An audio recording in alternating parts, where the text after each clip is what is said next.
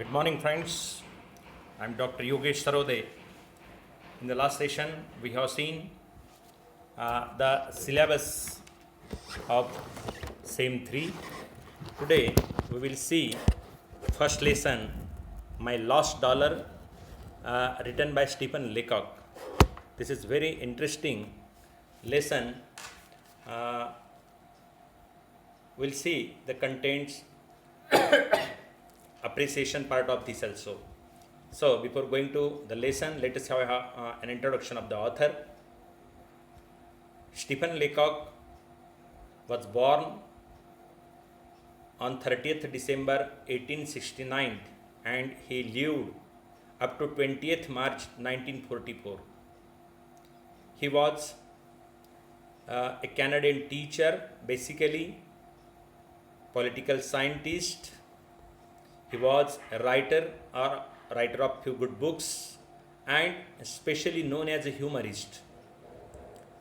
Between the years 1915 and 25, he was the best known English speaking humorist in the world.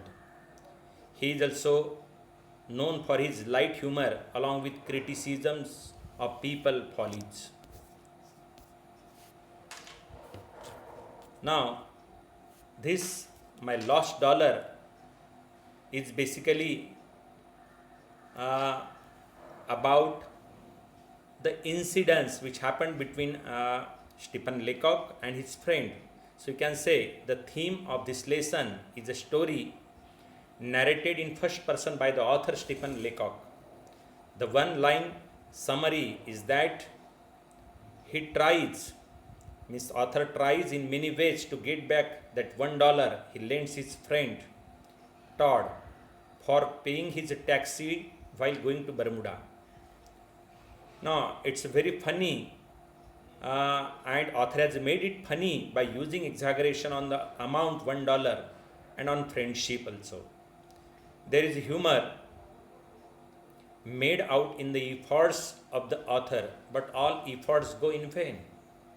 The author picks up a tale of two friends who are generally found in common place. Now, as we proceed in the lesson, when we read the lesson, we find very interesting situation and how the friend Mr. Todd and author reciprocates to one another is systematically depicted by the author Stephen Leacock here. We'll see what happens actually. The author lends. So here main character is author Stephen Leacock and second character is Mr. Todd. So the whole conversation happens between these two. We'll see first the summary part of this, then interpretation, and we'll come to discussion also. So when we enter the lesson, we see the author lends $1 to Todd, his friend, in the name of friendship. After Todd goes to Bermuda, he has not forgotten about it. Author gives $1 to Todd to pay the taxi fare because that time he does not have that change. So readily, whatever ready coin is there, author gives to Todd. So how he can forget? He expects Todd to return it as soon as he could. But Todd avoids it as if he has forgotten it. After some days, Stephen gets a letter from Todd. Todd goes to Bermuda and from there he sends a letter to Stephen Leacock. In it he mentions the temperature in Bermuda but not about the dollar. When Todd returns to town after 3 weeks and then Stephen meets Todd at the railway station, author does not explicitly ask for the dollar. Instead, he puts in a word that they hire one taxi to go to Montreal. Stephen said that to remind Todd about $1 he paid for taxi ride to Bermuda. Todd does not agree and then suggests that they will walk. So he didn't get the hint of the author. The entire evening they spent talking about Bermuda, all that while Stephen expects Todd to remember the $1 that he owes him, but he does not explicitly mention that. Perhaps it may be the embarrassment in asking directly. It could be that in friendship one should not explicitly ask money lent to friends, and that too small amount like $1. Perhaps it's a shame to ask directly.